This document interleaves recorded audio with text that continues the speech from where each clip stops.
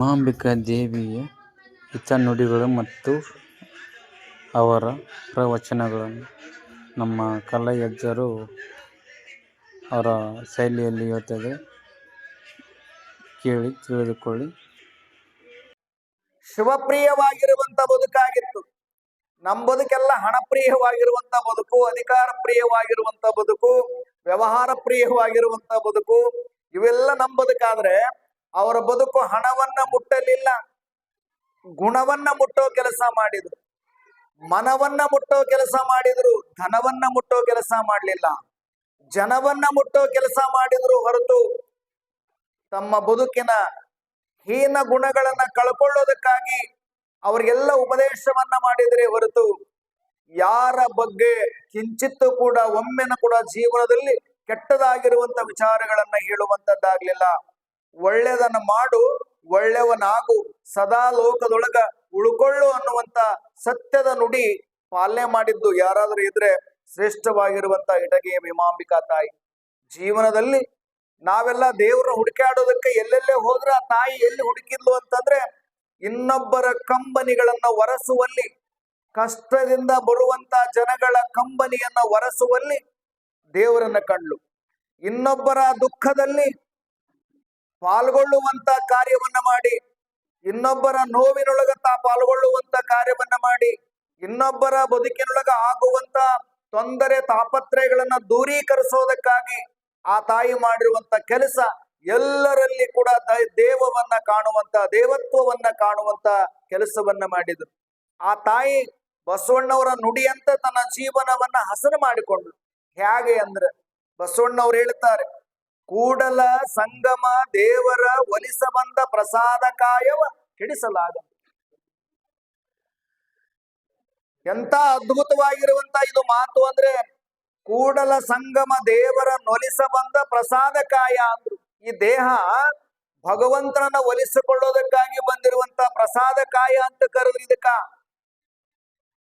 ಈ ಪ್ರಸಾದ ಕಾಯವನ್ನ ಅಂದ್ರೆ ಶರೀರವನ್ನ, ದೇಹವನ್ನ, ಈ ತನುವನ್ನ, ಈ ಬದುಕನ್ನ ಎಂದು ನಾವು ಪ್ರಸಾದ ರೂಪವಾಗಿ ಮಾಡಿಕೊಂಡೀವಿ ಅಂತ ಪ್ರಶ್ನೆ ಮಾಡಿಕೊಂಡ್ರೆ ಅದಕ್ಕೆ ಉತ್ತರ ಇಲ್ಲ.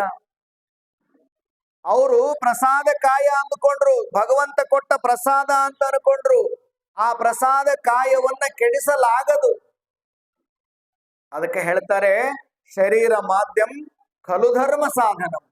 ಈ ಶರೀರ ಅನ್ನುವಂಥದ್ದು, ಕಾಯ ಅನ್ನುವಂಥದ್ದು, ದೇಹ ಅನ್ನುವಂಥದ್ದು ಯಾವುದಕ್ಕೂ ಬಂದದ ಅಂದ್ರೆ ಖಲು ಧರ್ಮ ಸಾಧನಂ, ಶ್ರೇಷ್ಠವಾಗಿರುವಂತಹ ಧರ್ಮ ಸಾಧನೆಗಾಗಿ, ಧರ್ಮವನ್ನ ಸಾಧಿಸುವುದಕ್ಕಾಗಿ, ಪುಣ್ಯವನ್ನ ಸಂಪಾದನೆ ಮಾಡುವುದಕ್ಕಾಗಿ, ಇನ್ನೊಬ್ಬರ ದುಃಖವನ್ನ ದೂರೀಕರಿಸೋದಕ್ಕಾಗಿ ಈ ಜಗತ್ತಿನೊಳಗ ಬೆಳ್ಕೊಂಡು ಬಂದಿರುವಂತ ಶ್ರೇಷ್ಠವಾಗಿರುವಂತ ಮಹಾಶಕ್ತಿ ಯಾರು ಅಂತಂದ್ರೆ ಅದು ಇಟಗಿಯ ಭೀಮಾಂಬಿಕಾ ತಾಯಿ. ಸರ್ವರಲ್ಲಿ ದೈವತ್ವವನ್ನ ಕಾಣುವಂತ ಗುಣ ಎಲ್ಲರಲ್ಲಿ ಬರಂಗಿಲ್ಲ.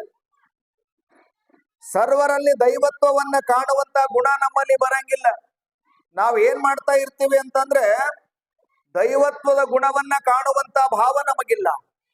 ಇನ್ನೊಬ್ಬರಿಂದ ಏನು ಸಿಗುತ್ತದೆ, ಇನ್ನೊಬ್ಬರಿಂದ ಏನ್ ದೊರೀತದೆ, ಇನ್ನೊಬ್ಬರಿಂದ ಏನು ಲಾಭ ಆಗ್ತದೆ ಅನ್ನುವಂತಹ ಹೀನ ಗುಣಗಳೇ ನಮ್ಮಲ್ಲಿ ತುಂಬಿಕೊಂಡಿರ್ತಾವ ಹೊರತು ಶ್ರೇಷ್ಠವಾಗಿರುವಂತಹ ಗುಣಗಳು ನಮ್ಮಲ್ಲಿ ಸಿಗೋದು ಬಹಳ ಅಪರೂಪ ಆಗ್ತದೆ, ದುರ್ಲಭ ಆಗ್ತದೆ.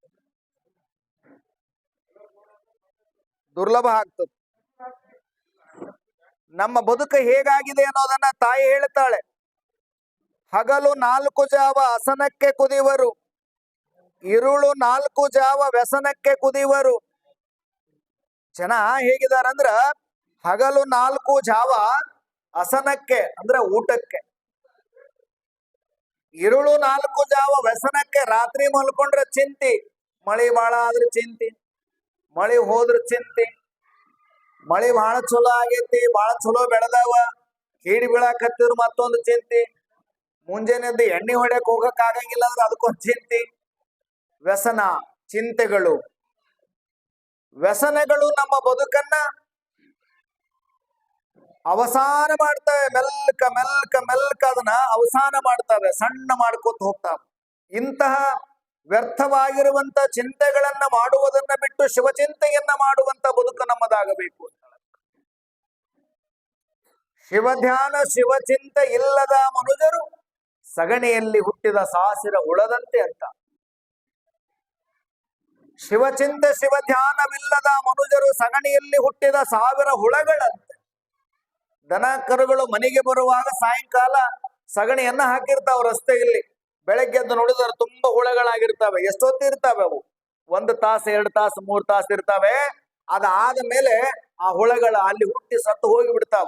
ಅದಕ್ಕೆ ಎಂತ ಮಾತನ್ನ ಬರೀತಾರೆ, ಉದಾಹರಣೆ ಕೊಡ್ತಾರಂದ್ರ ಸಗಣಕ್ಕೆ 1000 ಹುಳ ಹುಟ್ಟಿದಂತೆ ಅಂತ. ಸಗಣಕ್ಕೆ 1000 ಹುಳ ಹುಟ್ಟಿದಂತೆ ನಾವು ಹುಟ್ಟಿಕೊಂಡ್ವಿ ಅಂತಂದ್ರ, ಹಂಗ ಹುಟ್ಟಿ ಹಂಗ ಹೋದ್ವಿ ಅಂತಂದ್ರ ಏನು ಬದುಕಿಗೆ ಸಮಾಧಾನ ಅದ? ಏನ ಬದುಕಿಗೆ ಆನಂದ ಅದ? ಏನ ಬದುಕಿಗೆ ನೆಮ್ಮದಿ ಅದ? ಏನ ಬದುಕಿಗೆ ಆನಂದ ಅದ?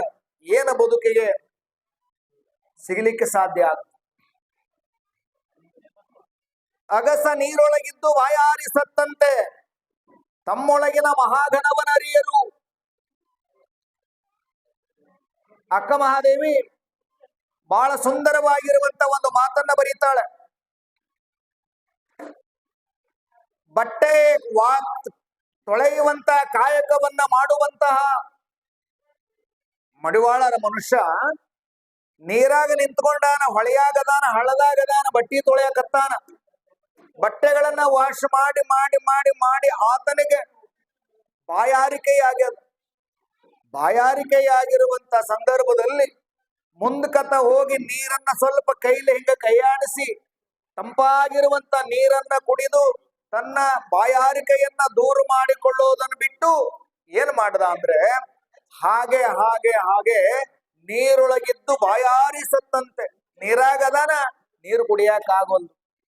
ನೀರಾಗದಾನ, ನೀರು ಕುಡಿಯಕ್ಕಾಗೋಲ್ದು. ಹಾಗೆ ಪ್ರಾಣವನ್ನ ಬಿಟ್ಟ.